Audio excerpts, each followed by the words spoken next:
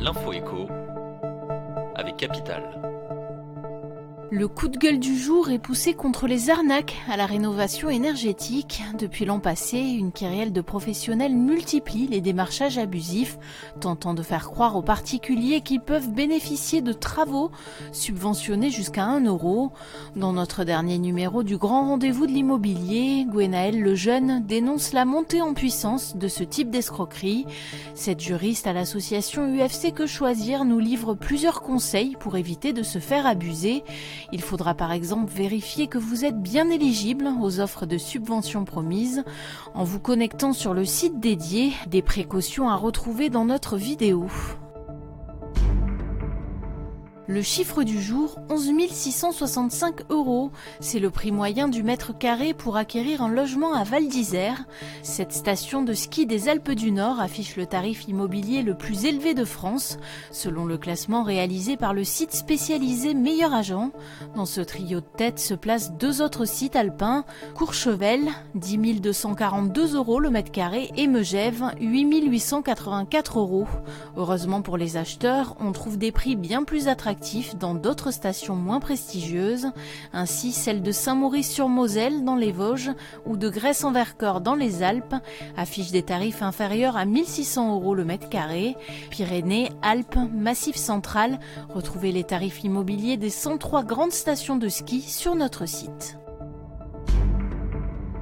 L'info pratique Capital, tout comme le crédit immobilier, les taux du crédit à la consommation sont historiquement bas, une aubaine pour les ménages qui peuvent ainsi financer à moindre frais l'achat d'une voiture neuve ou des travaux chez eux, d'autant plus qu'ils peuvent profiter d'offres commerciales très avantageuses, comme les prêts à taux zéro de certains concessionnaires auto.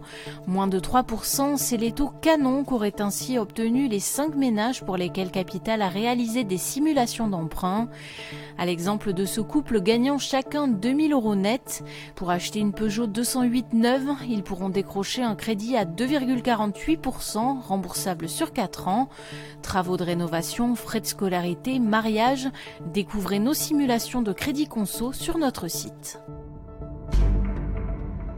On termine avec la hausse des prix des péages. Tous les ans, au 1er février, les tarifs des autoroutes sont revus et comme chaque année, l'addition augmente pour les automobilistes.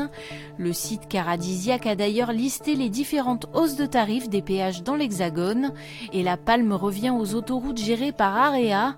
Prendre l'A41, l'A43 ou l'A48 coûte désormais 1,07% de plus qu'en 2019.